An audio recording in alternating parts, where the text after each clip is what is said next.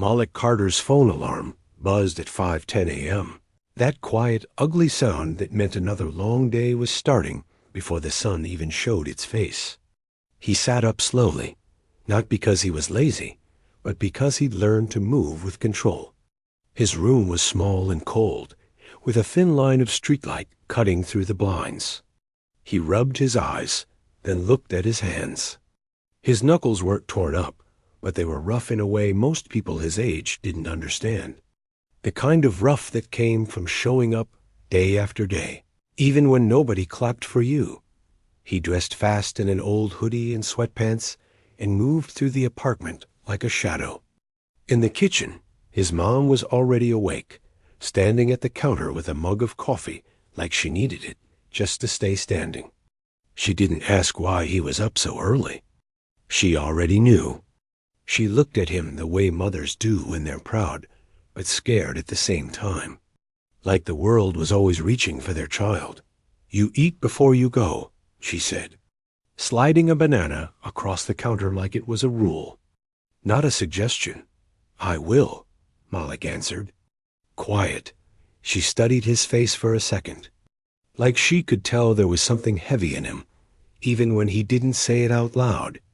Then she stepped closer and adjusted his hood near his neck, smoothing the fabric down with careful hands.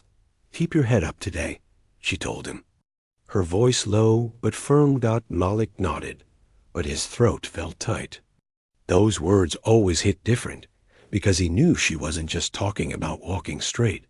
She was talking about life, about people, about the way the world could look at him and decide what he was before he ever opened his mouth. Outside, the neighborhood was still half asleep. The streets were cracked, and the houses looked tired, like they had been carrying bills and stress for too long. Malik walked fast with his hands in his pockets. The air stung his cheeks, and his breath came out in soft clouds. When he reached the boxing gym, the sign above the door flickered like it might quit any day. But inside, the place felt alive. The smell of sweat and old leather filled the air. A jump rope slapped the floor somewhere in the back. The sound wasn't annoying. It was steady. It was honest. Coach Darnell was already there, watching a kid work the bag. He didn't greet Malik with a smile or a hug. Coach didn't do soft. But he wasn't cruel either. He was the type of man who believed respect was built, not given. "You late," Coach called out. Malik checked his phone. "It's 5:28. Coach shook his head with a small grin. "That means you late." Malik didn't argue. He dropped his bag and started warming up. Jump rope, push-ups, shadowboxing. His movements were smooth and controlled. Like his body was speaking a language his mouth didn't always know how to speak at school. In the mirror, he looked different. Not louder, not bigger, just sure. Like he belonged somewhere. When Malik started hitting the heavy bag, the gym noise faded into the background. His fists landed clean. The bag swung hard, and he followed it with quick footwork, breathing steady the way Coach had drilled into him. Sweat ran down his temple. He didn't wipe it right away. He kept going, because in the ring, stopping meant giving up control. "Control," Coach called. "Don't chase. You lead." Malik adjusted, stepping with the bag instead of after it. Coach nodded once, satisfied. Malik didn't smile. He didn't need to. Respect in that place came from effort, not performance. After training, Malik washed his face in the bathroom sink and stared at his reflection for a moment. In the gym, people saw his discipline. They saw the work. They didn't call him weak. They didn't look at his skin and decide his limits. But school was different. School was a place where loud kids took up space, where toughness meant talking the most and pushing the hardest. A place where somebody like Malik, quiet, focused, not interested in showing off, was seen as an easy target. When Malik walked into school later, the hallway swallowed him up like it always did. Kids shouted, laughed, shoved past each other. Someone bumped his shoulder hard enough to make him stumble a little. Nobody said sorry. Malik kept moving, eyes forward, like the floor was the only safe place to look. "Yo, Malik," a voice called out with that familiar edge. He already knew who it was before he turned. Tanner Briggs was leaning near the lockers with his crew, tall and wide, wearing confidence like it was a jacket that never came off. Tanner's eyes scanned Malik from head to toe, like Malik was something small and strange. "You always walking like you scared?" Tanner said loudly, making sure other people heard. "Like you gonna break if somebody breathes too hard." His friends laughed. A couple kids nearby glanced over, then looked away like it wasn't their problem. Malik's fingers tightened around the strap of his backpack. He didn't say anything. He'd learned that answering people like Tanner was like throwing fuel on a fire. But silence didn't feel peaceful. Silence felt like letting somebody write your story for you. Tanner stepped closer, grinning. "See? Nothing to say. That's why everybody know what you are." One of Tanner's boys muttered, "Weak." The word hit Malik harder than it should have. Not because Malik believed it, but because it was the way they said it, like it was facts, like it was law, like the world had already agreed. Malik swallowed the heat in his chest and turned away. He walked to class with the sound of their laughter chasing him like a shadow dot. By the end of the day, Malik felt drained, not from homework, but from holding himself back, from acting like the little cuts didn't add up, from pretending the stairs didn't mean anything. He sat on the front steps of his building when he got home, staring at the street while the evening light faded. His phone buzzed. A message from Coach Darnell. "You training today, or you quitting?" Malik stared at that text like it was a challenge and a reminder at the same time. He typed back, "Training." Then he stood up and went inside. Because no matter what they called him at school, he knew there was one place where the truth could not be erased. He just didn't know how long he could keep living two different lives, one where he was respected, and one where he was treated like he didn't matter, before those worlds finally crashed into each other. The next morning, Malik walked into school already feeling tight in his chest. The words from yesterday still echoed in his head, bouncing around like they were looking for somewhere to land. Weak. He told himself not to care. He told himself he'd heard worse. But knowing something and feeling, it were two different fights. In first period, Malik kept his head down, copying notes he already understood.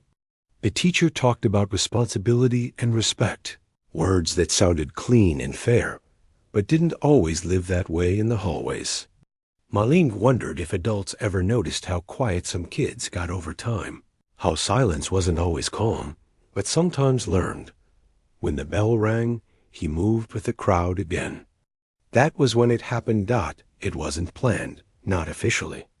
It never was. Tanner and his friends were standing near the water fountain, blocking half the hallway like they owned it. Malik tried to slip past, eyes forward, shoulders tight. "Hold up," Tanner said, stepping sideways and stopping him. Malik stopped. He didn't look scared. He didn't look brave either. He just looked tired. "I gotta get to class," Malik said. Tanner laughed. "You always gotta go somewhere, don't you?" A few kids slowed down. Some pretended to tie their shoes. Some leaned against lockers, like they were just watching a show. Tanner leaned closer. "You know what people say about you, right?" Malik said nothing. "They say you soft," Tanner continued. "Quiet, easy." One of Tanner's friends chimed in.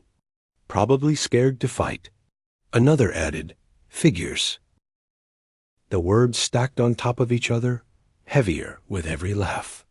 Malik felt his pulse in his ears. His fists tightened, not because he wanted to swing, but because his body remembered another place, another rule set.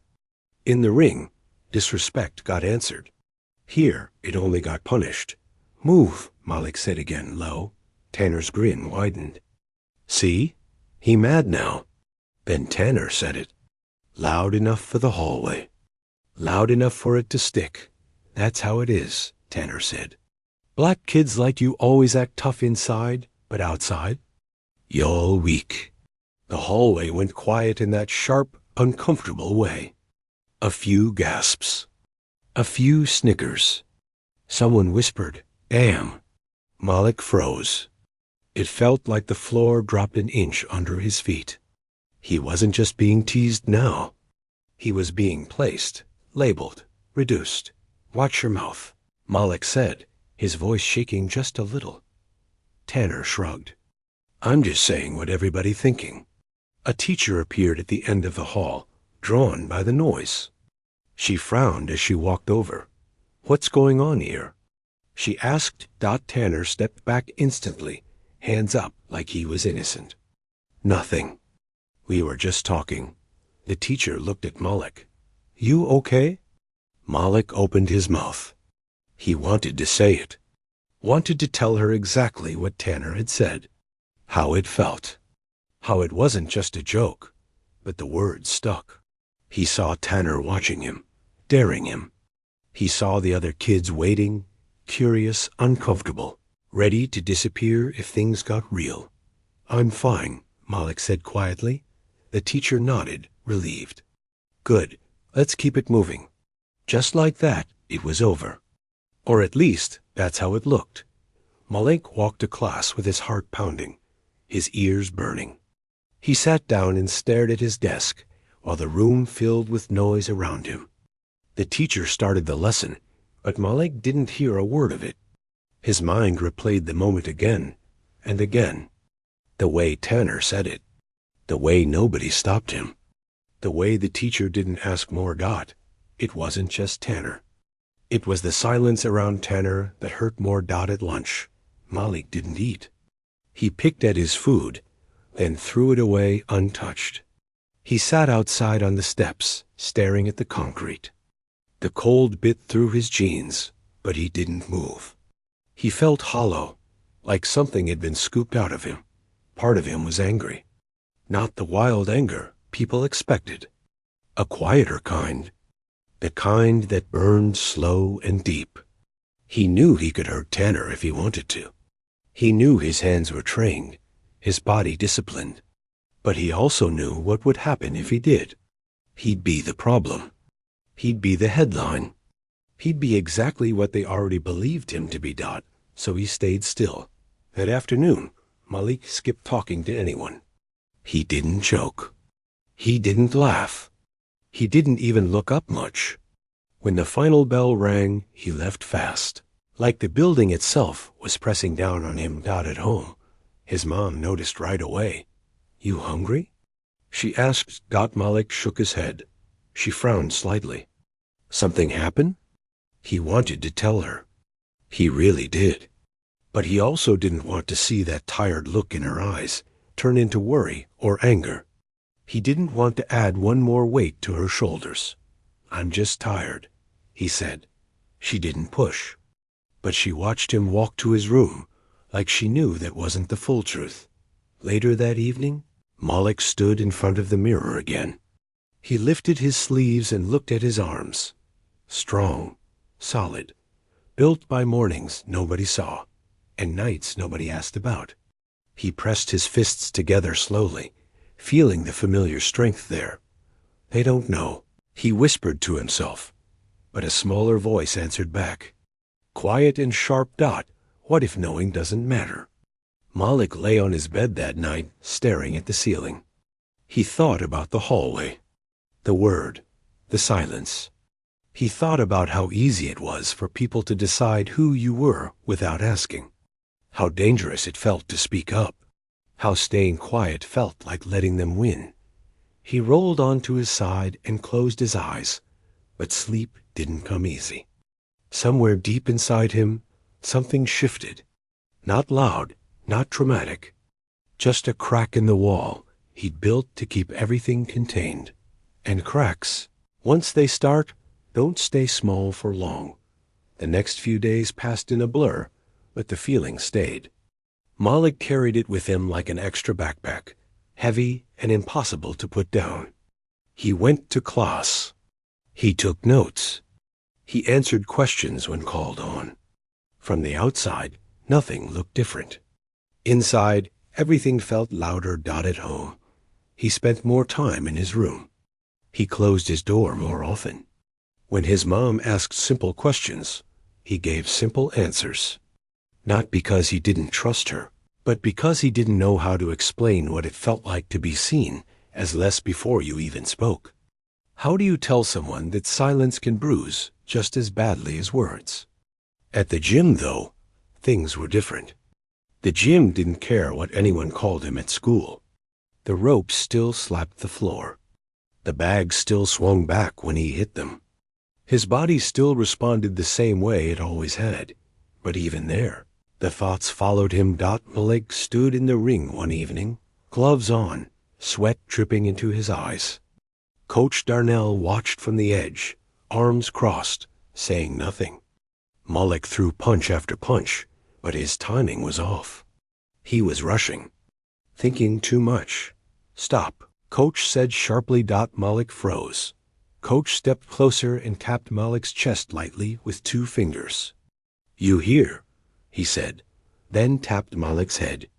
But you also hear. Malik pulled his gloves off and looked away. I'm fine. Coach didn't raise his voice. He never did. You lying. Malik swallowed. He hated that Coach could see him so clearly. Sit, Coach said, nodding toward the bench. Malik sat.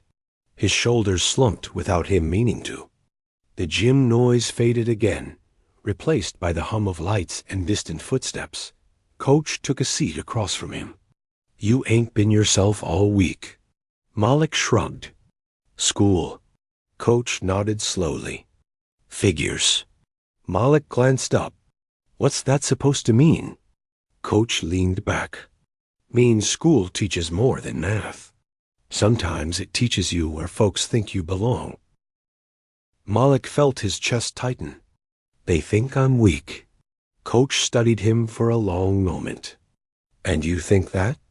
No, Malik said quickly. Then quieter. I don't think so.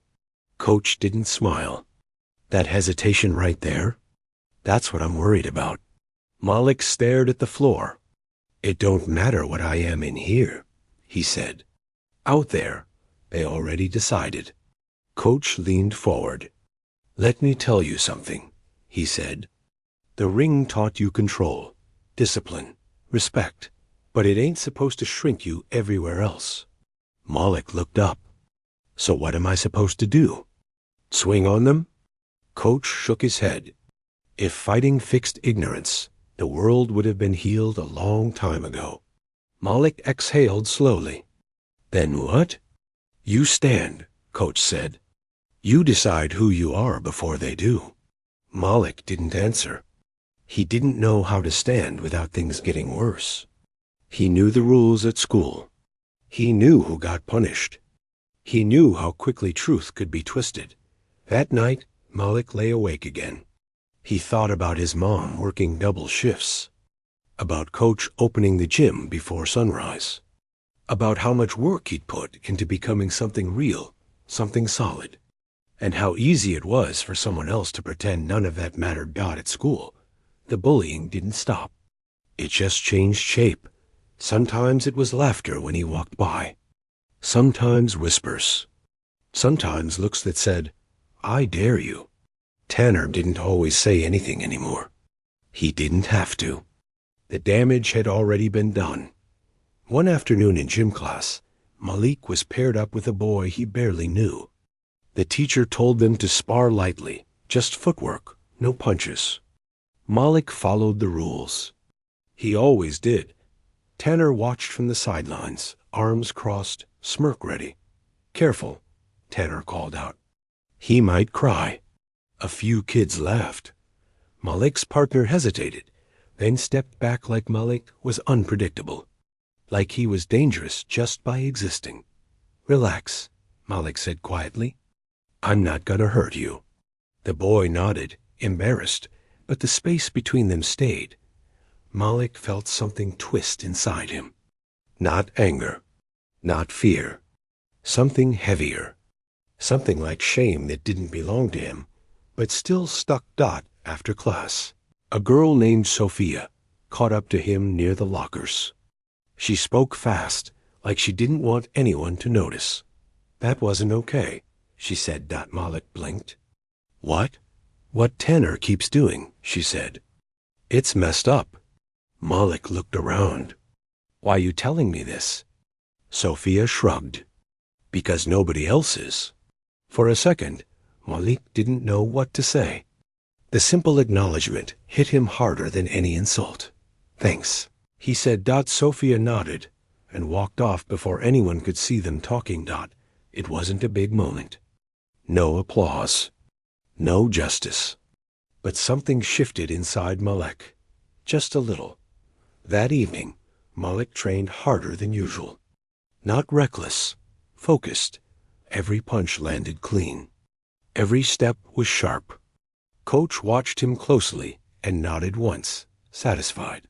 After practice, Malik sat alone, breathing slow, sweat cooling on his skin.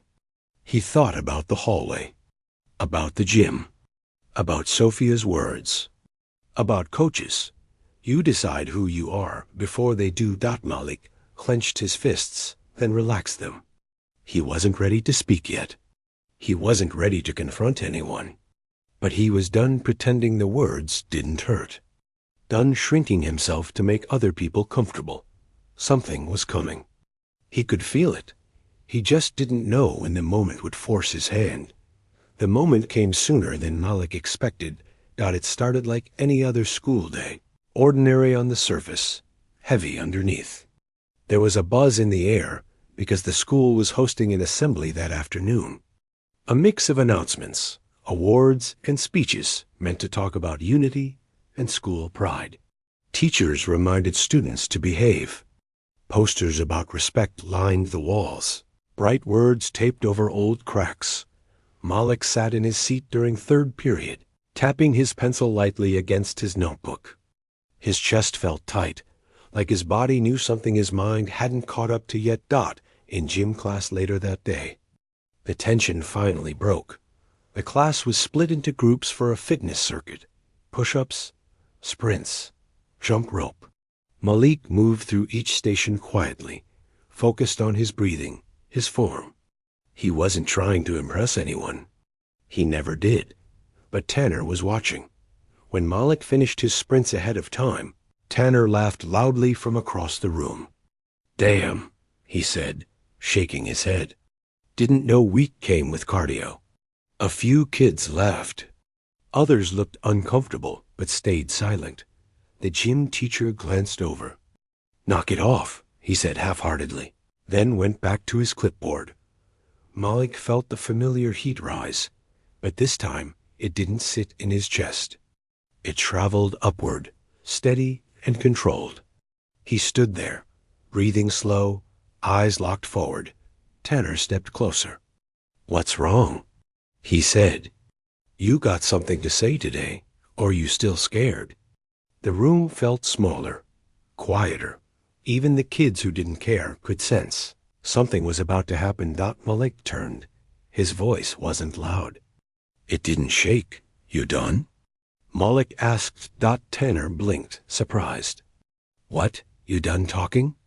Malik repeated. A few heads turned. Someone whispered Malik's name. Tanner scoffed. Man, look at you, he said. Trying to act tough now? Malik stepped closer, but not into Tanner's space.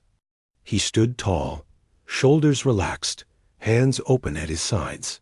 This ain't acting, Malik said. And I don't need to prove nothing to you.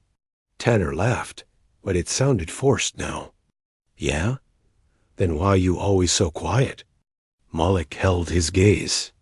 Because loud don't mean strong. The room went still. Tanner's smile faltered. You think you strong? Malik didn't answer right away. He looked around the gym. At the faces watching. Some curious. Some nervous. Some guilty. I know who I am, Malik said finally. Tanner opened his mouth. But before he could speak, the gym teacher stepped in. sensing the shift too late. "That's enough," he said sharply. "Both of you. Back to your stations." Tanner rolled his eyes and walked off, muttering under his breath. Malik stayed where he was for a moment, heart pounding not from fear, but from the weight of what he'd just done. He hadn't swung. He hadn't shouted. He hadn't backed down either. Word traveled fast. By the time the assembly started, Malik could feel eyes on him as he walked into the auditorium. Whispers followed him down the aisle.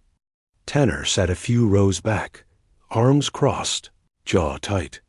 The principal stood at the podium, talking about respect, about standing up for what's right.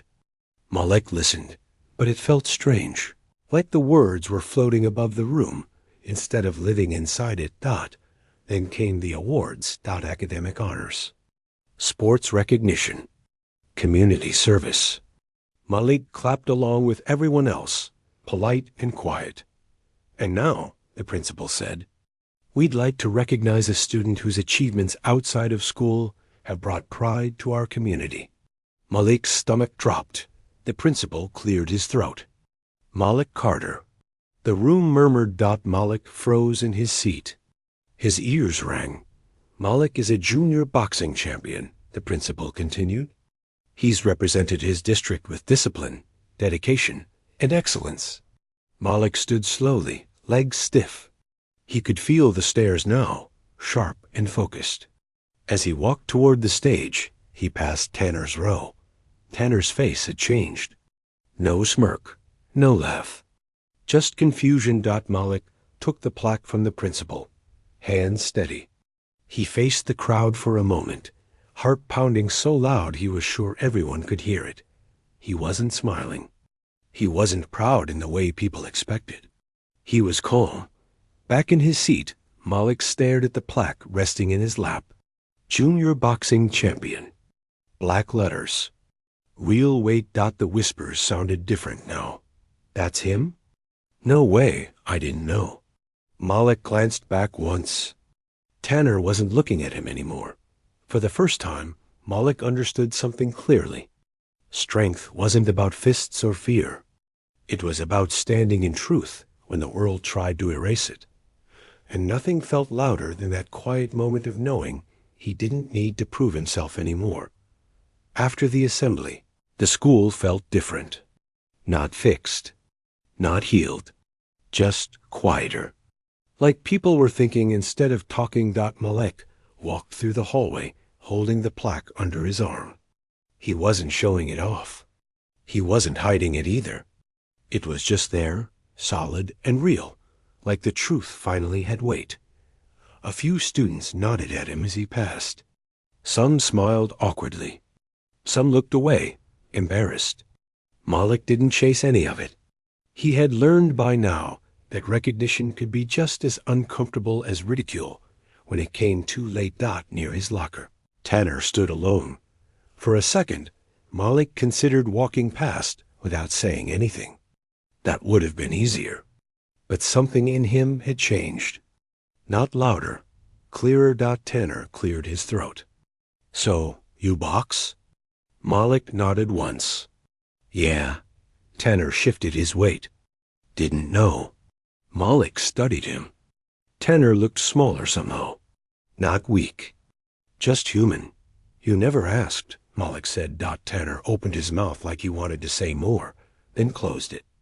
"I was just joking before," he muttered. Malik didn't raise his voice. He didn't smile either. Jokes don't make people feel small on accident. Tanner's face flushed. He nodded, stiff. "Yeah, I guess." Malik turned away. That was enough. He didn't need an apology wrapped in pretty words. He didn't need Tanner to understand everything. He just needed to stop being invisible. Later that afternoon, Malik sat at home on his bed, the plaque resting against his desk. His mom stood in the doorway, arms crossed, eyes shining. "They called me from the school," she said softly. "You didn't tell me." Malik shrugged. Didn't think it mattered. She walked over and picked up the plaque, running her fingers over the words, like she was reading them with her hands. "It matters," she said. "Not because of this." She tapped the plaque. "But because you mattered before this." Malik felt something loosen in his chest. At the gym that evening, Coach Darnell didn't say much. He never did when words weren't needed. He just nodded once when Malik walked in, pride quiet but clear in his eyes. "You stood," Coach said later, as Malik wrapped his hands. Malik nodded. "I did." Coach leaned back. "Remember that feeling. World gonna test it again." Malik smiled slightly. "I know." The next day at school, the whispers were gone. Not because everyone suddenly became kind, but because assumptions had cracked. And cracks, once they show, can't be unseen. Malik still walked quietly. Still kept his head down sometimes. But it wasn't from fear anymore. It was from focus. He had learned something no trophy could teach him. That dignity didn't come from approval. That silence could be powerful when it was chosen, not forced. That strength wasn't loud, and it didn't need permission. And the word weak? It no longer followed him. It stayed with the people who needed it to feel bigger. Malik just kept walking forward, carrying himself the same way he always had. Only now, the world was finally trying to catch up.